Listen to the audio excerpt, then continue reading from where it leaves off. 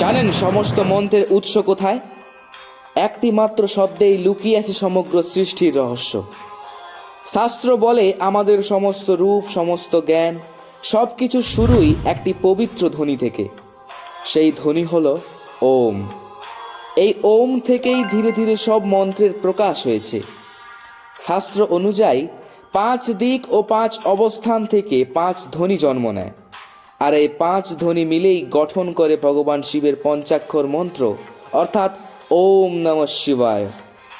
এই মন্ত্র শুধু প্রার্থনা নয়, এটি মনকে শুদ্ধ করে, ভয় দূর করে এবং আমাদের নিয়ে যায় ভোগ থেকে মোক্ষের পথে।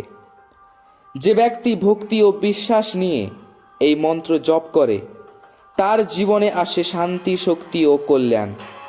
সব মন্ত্রই ফলপ্রদানকারী, কিন্তু শেষে এই মন্ত্র নিয়ে যায় মোক্ষের পথে।